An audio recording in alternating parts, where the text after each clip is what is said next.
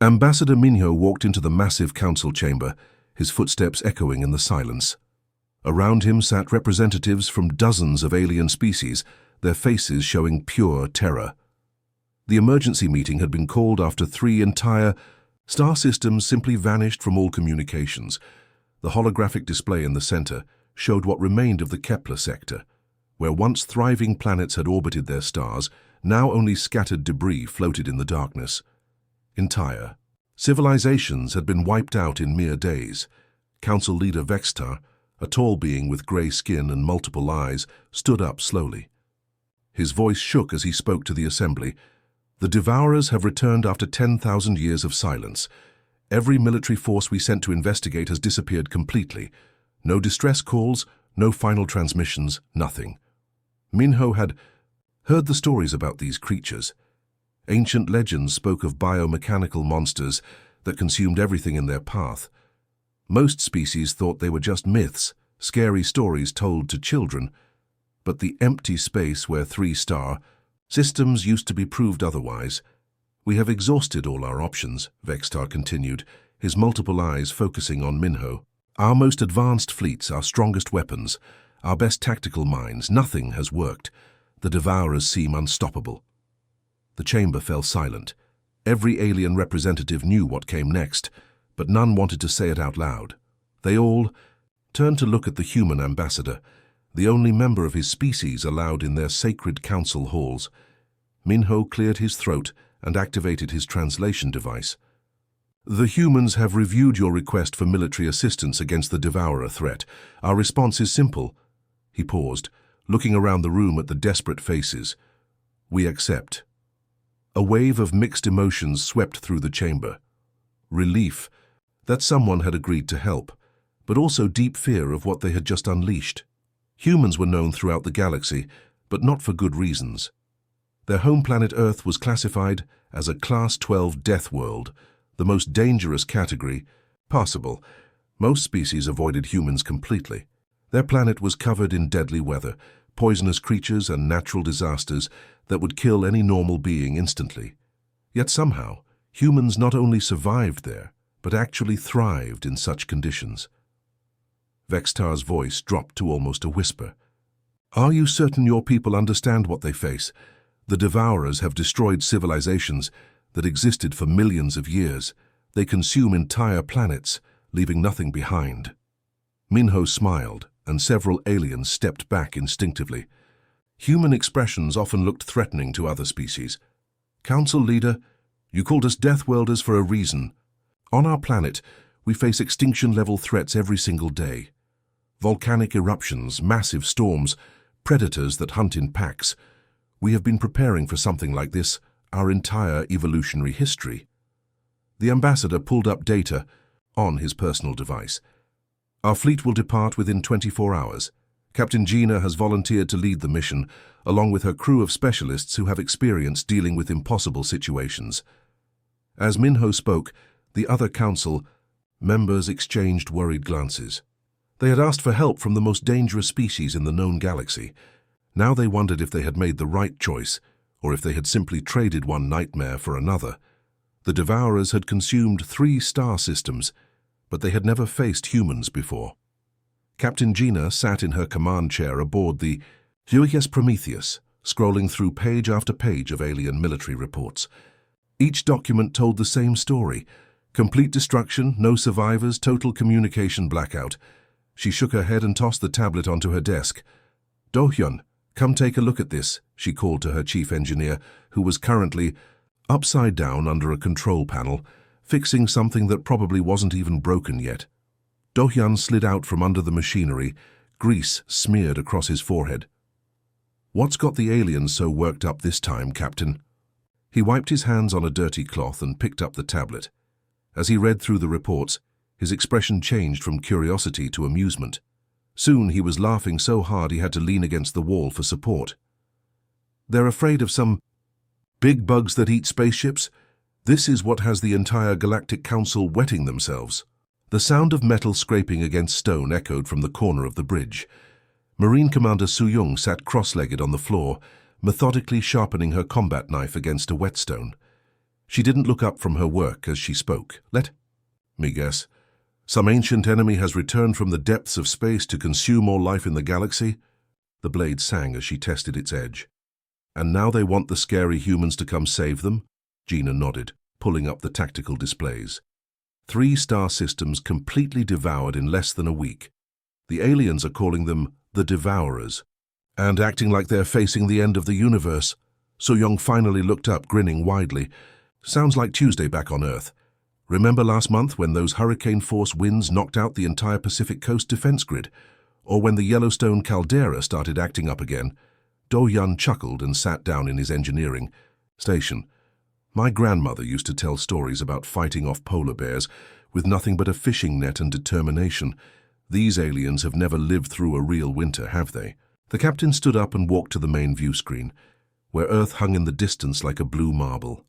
From space it looked peaceful and beautiful. None of the aliens could see the constant storms, the active volcanoes, the predators lurking in every shadow. The briefing says these Devourers are biomechanical creatures the size of space stations, Gina explained. They supposedly consume matter and energy, growing stronger with every planet they destroy. So-young sheathed her knife and stood up, stretching her arms above her head. So they're basically space locusts with metal parts. How is that different from dealing with the mutant insect swarms in the Australian Deadlands? The communications officer, Kyung, looked up from her station. Captain, I've been monitoring alien military channels. Their soldiers are requesting psychological counseling just from reading about these creatures. Some entire crews have refused to deploy. Gina shook her head in disbelief. These were the same aliens who had once tried to quarantine humanity because Earth was too dangerous. Now they were begging for help from the very species they feared. All right, people, listen up, the captain announced to her crew. We're heading into unknown territory to fight an enemy that has never been defeated. The aliens think we're crazy. For volunteering. Do-Yun grinned and cracked his knuckles. When have we ever done anything that wasn't crazy? So-young picked up her rifle and began checking the ammunition. Finally, something interesting to do. The jump into hyperspace always made Gina's stomach turn, but this time felt different. As the UES Prometheus and her escort ships dropped back into normal space, the bridge fell completely silent. Even the usual hum of the engines seemed quieter than normal. What greeted them wasn't the busy star system described in the old galactic maps. Instead, twisted metal debris floated everywhere like a massive junkyard stretching across impossible distances. Broken pieces of alien warships drifted past their view screen, some still sparking with dying electrical systems.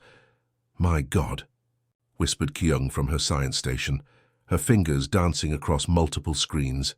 Captain, I'm reading debris from at least 40 different ship designs. These aren't just from one battle. This represents dozens of fleets from different species. Gina walked closer to the main view screen, studying the wreckage. She could make out parts of vessels she recognized from diplomatic meetings. The elegant curved hulls of the Zentari Republic, the angular military designs of the Corvan Empire, even pieces of ships from species she had never seen before. How long has this been going on? Asked Do-Hyun, his engineering mind already analyzing the decay patterns on the metal fragments. Kyung adjusted her sensors for a deeper scan. Based on the oxidation rates and energy signatures, some of this debris has been floating here for months. But Captain, there's something else. I'm detecting massive energy sources moving through the outer system. The science officer's voice remained steady, but Gina could hear the tension underneath. On the tactical display, red dots appeared one by one. Each dot represented something huge moving between the dead planets. Size comparison, Gina asked, though she wasn't sure she wanted to know the answer. The smallest ones are roughly the size of our heavy cruisers. The largest... Kyung paused, running the calculations again. Captain, the largest signature is showing as 3 kilometers long and nearly 1 kilometer wide. Marine Commander So-young looked up from cleaning her sidearm. Well, that's definitely bigger than anything we fought before. Good thing we brought the big guns. Chief Engineer Do-Hyun laughed nervously. Our biggest ship is 800 meters long. These things could swallow us whole. Through the view screen, they could now see movement in the distance. Massive shapes drifted between the skeletal remains of planets. their surfaces pulsing with strange lights. The creatures looked like someone had crossed a giant squid with a space station, all organic curves mixed with metallic components. Contact. In 30 seconds, Kyung reported calmly, though her knuckles were white as she gripped her console. They're bigger than our projections suggested. Much bigger. The bridge crew turned to look at their captain, waiting for orders. Some might have suggested retreat, or at least calling for reinforcements. The smart tactical move would be to observe from a safe distance and gather intelligence. Instead, Captain Gina cracked her knuckles and smiled. Good. I was worried this might be boring. Su-young burst out laughing. Only humans would see monsters the size of cities and get excited about the challenge. Do-yun shook his head in amazement. The aliens were right to be scared, just not of the right species. As the Devourers changed course to intercept the human fleet, Gina settled into her command chair. All hands, prepare for combat. Let's show. These things why Earth is called a death world. The first Devourer ship moved toward the human fleet like a predator approaching wounded prey. Its biomechanical hull pulsed with absorbed energy from countless devoured worlds, and rows of feeding tentacles writhed in anticipation. For 10,000 years, no species had ever fought back successfully. Lieutenant Wubin watched the massive creature approach through the porthole of his drop pod. Around him, 20 Marines checked their weapons and equipment one final time. The plan was simple, which usually meant it was completely insane. All right, people, Wubin spoke into his helmet comm. Remember, we're not trying to destroy this thing from the outside. We're going inside to find its brain and introduce it to some high explosives. Marine Corporal Jihoon laughed nervously. Sir, shouldn't we wait for the heavy weapons to soften it up first? That thing could eat our entire ship. Wubin shook his head. The aliens tried that approach for months, didn't work. Sometimes you need to get creative. On the bridge of the Prometheus, Captain Gina watched as the Devourer extended massive feeding appendages toward her ship. The creature's mouth opened to reveal rows of spinning metal teeth designed to tear through starship hulls. Boarding pods away, reported Su-young from the tactical station. Wubin's team is launching now. Instead of running or firing weapons, the humans did something the Devourer had never experienced. They flew directly toward its mouth. 20 small pods shot out from the Prometheus like bullets, each one carrying Marines equipped with jury-rigged breaching equipment. Across the galaxy, alien observers watched in horror through their long-range sensors. Emergency broadcasts flooded military channels as species after species witnessed the impossible. Humans were actually attacking a Devourer directly. The Deathworlders have lost their minds, transmitted one Zentari commander to his fleet. They're flying into the creature's feeding chamber. Wubin's pod hit the inside of the Devourer's mouth and immediately began cutting through the biomechanical wall. The lieutenant kicked the escape hatch open and stepped into an environment that would have killed most aliens instantly. Acid dripped from organic surfaces while electrical discharges sparked through metallic veins. Home sweet home, he muttered, pulling out his plasma cutter. Reminds me of the sulfur caves back in Yellowstone. His team spread out through the creature's interior, treating the nightmarish environment like any other hostile workplace. Where alien soldiers would have panicked and fled, the humans methodically mapped corridors and analyzed structural weak points. The Devourer tried to digest the intruders, flooding sections with corrosive enzymes and toxic gases. But these were people who had grown up breathing volcanic ash and swimming in radioactive oceans. The creature's defenses were just another Tuesday for them. Found something interesting, reported Corporal Minji over the comm. Looks like a central nervous cluster about 50 meters ahead, and I've got enough explosives to redecorate this whole section. Wubin grinned inside his helmet. Outstanding. Set the charges and let's see how this thing likes a little human. Engineering. Throughout the galaxy, military leaders watched their screens in stunned silence. The humans weren't just surviving inside a Devourer. They were smiling, they were laughing. They were treating a cosmic horror like a puzzle to solve. For the first time in 10,000 years, a Devourer experienced something new. Fear. And it didn't like the taste at all. Dr. Neon hunched over her microscope in the ship's laboratory, completely absorbed in her work. Around her, sample containers held pieces of Devourer biomatter that would have terrified most scientists in the galaxy. But Neon had spent years studying Earth's most dangerous organisms, from deep-sea monsters to volcanic bacteria. "This is incredible," she muttered to herself, adjusting the microscope's focus. "The cellular structure is unlike anything I've ever seen. It's part biological, part mechanical, but there's something else here." Her assistant, a young researcher named Hansel, peered over her shoulder nervously. "Doctor, are you sure it's safe to handle these samples directly? The aliens warned us that devourer tissue can infect other organisms." Nyan laughed and pulled off her gloves. "Hansel, I once studied a fungus from the Amazon that could dissolve human bone in minutes. This stuff is actually quite stable compared to what we deal with on Earth." She pulled up the cellular analysis on the main screen, her excitement growing with each discovery.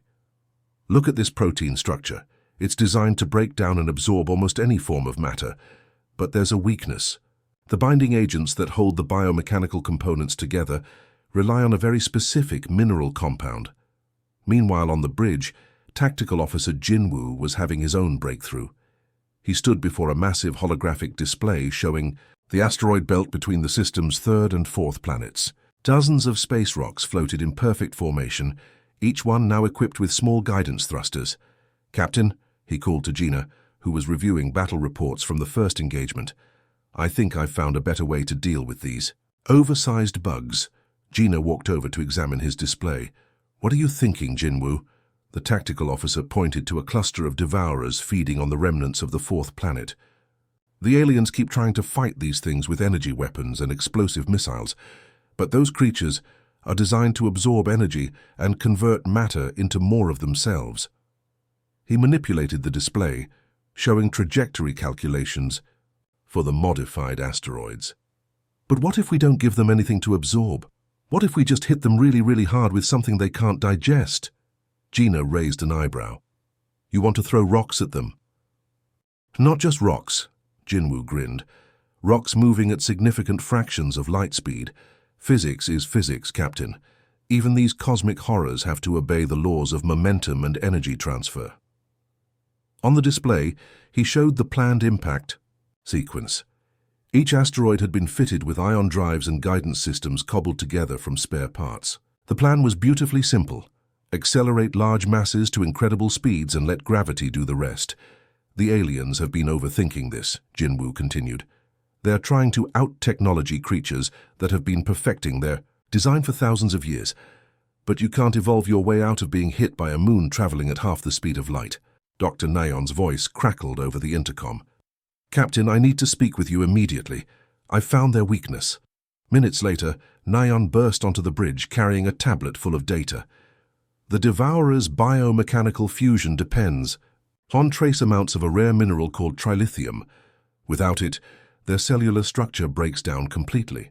Jinwoo looked at his asteroid bombardment plan, then at Nayon's research. A slow smile spread across his face.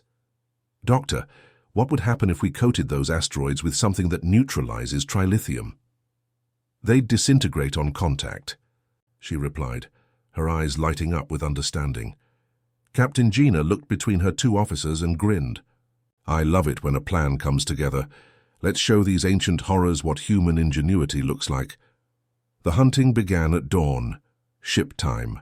Captain Gina stood on the bridge watching her tactical display as human vessels spread across the Kepler, sector like wolves tracking wounded prey.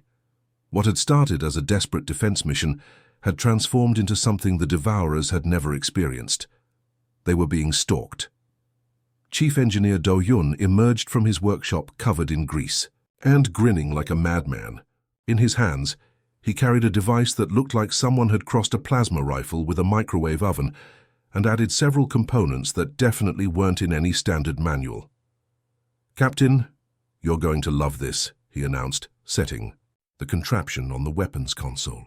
"I call it the Molecular Disruptor. It uses the trilithium research from Dr. Nayon and combines it with some creative interpretations of quantum mechanics." Lieutenant Wubin examined the weapon with professional curiosity. "Do-yun, this thing looks like it was built in someone's garage using spare refrigerator parts." "That's because it was," Do-hyun replied proudly. The beautiful thing about human engineering is that we don't let little things like impossible or violates the laws of physics stop us from solving problems. The weapon hummed to life with a sound that made everyone's teeth ache. When Do-Yun fired a test shot at a piece of Devourer debris, the sample simply ceased to exist. Not destroyed, not vaporized, just gone. Meanwhile, in the medical bay, Medic Yuna worked on treating injuries from the latest boarding action. A Marine lay on her table with acid burns covering half his arm, the result of getting too close to a Devourer's digestive system. "Hold still, Xionghyun," she said calmly, applying a regenerative gel to the wounds. "I've seen worse injuries from hiking accidents in the Appalachian Death Valleys." The Marine gritted his teeth. "Doc, that thing tried to dissolve me alive." "How is that comparable to a hiking accident?" Yuna shrugged while bandaging his arm. "Remember the Yellowstone incident 3 years ago? Corporal Park fell into a sulfur geyser and came out looking worse than you do now. At least these aliens use predictable acids. Earth's bacteria are much more creative." Across the system, the Devourers were beginning to understand that something had changed. For 10,000 years, they had been the ultimate predators. Species fled from them, hid from them, or died trying to fight them. But these humans did something unprecedented. They followed the wounded creatures back to their hiding places. Marine Commander Su-Yung led another boarding party into a damaged Devourer, her team moving through the biomechanical corridors with the confidence of apex predators in their natural habitat. Where other species saw nightmarish alien horrors, humans saw obstacles to overcome and problems to solve. "Contact ahead," reported Corporal Minji through the comm. "Looks like this one's trying to regenerate its feeding appendages." Su-Yung checked her new molecular disruptor weapon. "Not anymore, it isn't. Remember, people, we're not just fighting these things. We're teaching them that there's something scarier than ancient cosmic horrors." "What's that, Commander?" asked one of the newer Marines. Su-Yung smiled grimly. "Humans who are having fun." For the first time in millennia, the Devourers experienced genuine fear. These creatures from the death world didn't just survive impossible odds, they actively sought them out. They laughed at danger, turned deadly environments into playgrounds, and treated extinction-level threats as interesting challenges. The hunters had become the hunted, and they didn't like how it felt. The human fleet had spread across 3-star systems like a pack of predators coordinating a hunt. What amazed the alien observers wasn't just their tactical skill, but how naturally they worked together across impossible distances. Ships separated by millions of kilometers moved as if controlled by a single mind. Commander Su-Yung stood in the drop pod bay, addressing her Marines before their next mission. Around her, 200 soldiers from different ships prepared for simultaneous orbital insertions onto 17 different Devourer bioships. "Listen up, people," she announced over the comm system that connected all human vessels. "Intelligence reports that these creatures communicate through bioelectrical pulses. They're expecting us to attack one at a time, like every other species has done." She pulled up a tactical display showing the target Devourers arranged in a defensive formation around a partially consumed planet. "Instead, we're going to hit all of them at exactly the same moment. 17 simultaneous boarding actions across a light minute of space." Marine Sergeant Young-Ho raised his hand. "Commander, the timing on this has to be perfect. 1 second off, and the whole plan falls apart." Science Officer Kyung's voice crackled through the speakers from the Prometheus. "Already calculated the trajectories, Sergeant. We're launching from 17 different ships, each with different gravitational influences and velocity vectors. The math is incredibly complex." She paused, and they could hear her fingers dancing across her keyboard. "Good thing I grew up solving physics problems on a planet where the weather actively tries to kill you. This is actually easier than calculating hurricane trajectories during earthquake season." The Marines laughed, but Su-Yung could see the mixture of excitement and nervousness in their faces. What they were attempting had never been tried before by any species in galactic history. "The beauty of this plan," Su-Yung continued, "is that it uses human nature. We're pack hunters. We evolved to coordinate attacks across vast territories, to communicate without words, to trust each other completely in life-or-death situations." On the main display, she showed footage from their previous engagements. Human Marines moved through Devourer bioships with fluid coordination, covering each other's movements instinctively, sharing information through subtle gestures and expressions that no alien species understood. The Devourers have been apex predators for 10,000 years, Su-Yung explained. But they're solitary hunters. They don't understand pack tactics because they've never needed to. Captain Gina's voice joined the conversation from the bridge. All ships report ready for synchronized deployment. Kyung, confirm final calculations. Trajectories locked in, Kyung replied, accounting for stellar drift, gravitational variance, and the rotation of target bioships. Launch windows open in 60 seconds. Su-Yung sealed her helmet and checked her weapon one final time. The molecular disruptor hummed with barely contained energy, while her backup equipment included enough explosives to level a city block. Remember, Marines, she broadcast to all 17 strike teams, we're not trapped in there with them. They're trapped in here with us. The countdown reached 0, and 200 drop pods launched simultaneously from human ships scattered across the system. Each pod followed a precisely calculated trajectory that would deliver its occupant directly into the heart of a Devourer bioship. Alien military observers watched in stunned silence as the humans executed the most complex coordinated assault in recorded galactic history. Species that had studied warfare for millennia couldn't comprehend the level of trust and coordination required for such an operation. The Devourers, for their part, suddenly understood why the galaxy had quarantined. Earth, these weren't just dangerous predators. They were pack hunters who treated the vastness of space like their ancestral hunting grounds. The Nexus mind hung in space like a twisted moon, its surface crawling with biomechanical tendrils that pulsed with stolen energy from 1,000 devoured worlds. This was the heart of the Devourer Collective, the central intelligence that had coordinated their reign of terror for 10 millennia. Captain Gina stood on the bridge of the Prometheus, studying the massive structure through her viewscreen. Intelligence reports suggested that destroying this nexus would cut off the neural network connecting all remaining Devourers across the galaxy. Final scan complete, reported Science Officer Kyung, her voice tight with concentration. The structure is approximately 800 kilometers in diameter. Its core is protected by 17 layers of adaptive armor that can regenerate faster than our weapons can penetrate. Chief Engineer Do-hyun emerged from the weapons bay carrying a device that looked like a fusion reactor crossed with a wrecking ball. The thing was roughly the size of a refrigerator and hummed with barely contained energy. "Meet the planet cracker," he announced proudly, patting the device like a favorite pet. "It's a modified fusion warhead with a trilithium catalyst and some creative adjustments to the containment field." Lieutenant Wubin examined the weapon with professional interest. "Do-hyun, this thing looks like it could crack a planet in half. Are we sure it's safe to carry aboard our ship?" "Safe is a relative term," Do-hyun grinned. "It's definitely safer than letting that Nexus mind coordinate a counterattack against Earth. Besides, I added extra shielding. Probably." Captain Gina picked up the detonator, a simple device that looked almost anticlimactic compared to the massive warhead. "How close do I need to get this thing to the core?" "Direct contact would be ideal," Do-hyun replied. "The trilithium catalyst needs to interact with the Nexus biomatter to achieve maximum effectiveness. Think of it as a very large, very aggressive form of chemotherapy." Marine Commander Su-Yung checked her equipment one final time. "Captain, my teams can provide covering fire while you make the approach, but once you're inside that thing, you're on your own." The assault began with a coordinated bombardment from the entire human fleet. Missiles and energy beams lit up the darkness as they hammered the Nexus mine's outer defenses.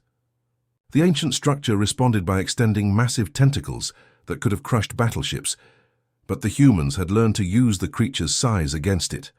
"All ships, evasive maneuvers," Gina commanded as she piloted a small shuttle directly toward the Nexus core. Behind her, the planet cracker was secured in the cargo bay, its containment field fluctuating ominously.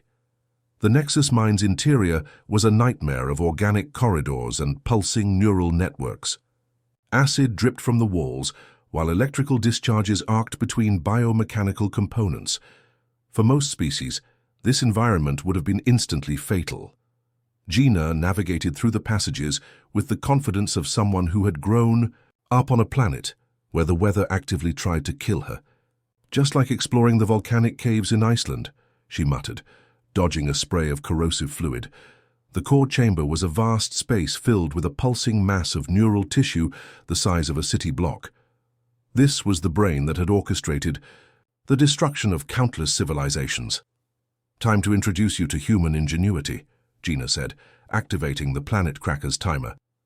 She had 30 seconds to reach minimum safe distance, which according to Do-hyun's calculations was roughly half a light year away. The shuttle's engine screamed as she pushed them beyond their design limits. The explosion lit up 3 star systems. When the light finally faded, the Nexus mind was gone, and with it, the collective intelligence that had made the Devourers unstoppable. The ancient enemy was finally truly dead. The silence was deafening. For the first time in over 3 centuries, the Kepler sector contained no screams, no distress signals, no death rattles of dying civilizations. The constant background noise of terror that had haunted this region of space had simply stopped. Ambassador Minho stood in the communications bay of the UES Prometheus, preparing his final transmission to the Galactic Council. Around him, the human crew went about their duties with the casual efficiency of people who had just completed another successful mission. "Galactic Council, this is Ambassador Minho of the Terran Federation," he spoke into the long-range transmitter. "Final mission report as follows. Devourer threat has been completely neutralized. All hostile biomechanical entities in the Kepler sector have been eliminated. Human casualties, minimal. Collateral damage to remaining infrastructure, none." He paused, looking out through the porthole at the debris fields that were all that remained of the ancient enemy. "We are returning to Sol System. Minho out." The transmission traveled across light years to reach the emergency session of the Galactic Council. In the Great Chamber, representatives from dozens of species sat in stunned silence as they processed what they had just heard. Council leader Vexitar's multiple eyes focused on the communication device as if it might explode. Did they just say the threat has been neutralized? All of it? The Zentari military advisor pulled up sensor readings from their long-range observation posts. "Confirmed, Council leader. We're detecting no Devourer biosignatures anywhere in the affected systems. The neural network disruption appears to have caused a cascade failure across their entire collective." Back on the Prometheus, Captain Gina walked through the ship's corridors, checking on her crew. In the medical bay, Dr. Yuna was treating the last of the wounded Marines with the same calm efficiency she had shown throughout the entire campaign. "How are we looking, Doc?" Gina asked. Yuna looked up from bandaging a Marine's arm. 17 injuries, mostly minor. Nothing worse than what we see during a typical training exercise in the Australian Deadlands. These kids are tougher than they look. In the engineering section, Chief Do-hyun was already disassembling his improvised weapons and returning the components to their original purposes. "No point in keeping planet crackers lying around," he explained to his assistants. "Besides, I've got some ideas for improving our defensive systems based on what we learned out here." Science Officer Kyung compiled her research data while the ship prepared for the journey home. "Captain, I've documented 17 new applications for trilithium, catalysts and at least 30 improvements to our biomechanical defense protocols. This mission has advanced our technology by decades." Meanwhile, in the Galactic Council chamber, the full implications of what they had witnessed began to sink in. Council leader Vextar accessed the classified files on humanity, documents that had been sealed for over a century. "The quarantine protocols," he whispered to his aide. "Bring me the original quarantine protocols for Sol 3. As he read through the ancient documents, the terrible truth became clear. The quarantine had never been about protecting the galaxy from human diseases or primitive technology. It had been about containing a species so inherently dangerous that their very existence threatened the established order. The humans had just eliminated an enemy that had terrorized the galaxy for 10,000 years. They had done it in less than a month, using improvised weapons and tactics that violated every known principle of civilized warfare. "Sir," his aide asked nervously, "should we send a formal thank you to the human fleet?" Vextar looked at the sensor readings showing the human ships preparing to jump back to their home system. "No," he said quietly. "We should pray they never have a reason to come back." The human fleet disappeared into hyperspace, leaving behind a galaxy that would never again question why Earth had been kept in isolation. When Deathworlders answered the call, even the stars themselves learned to tremble in fear.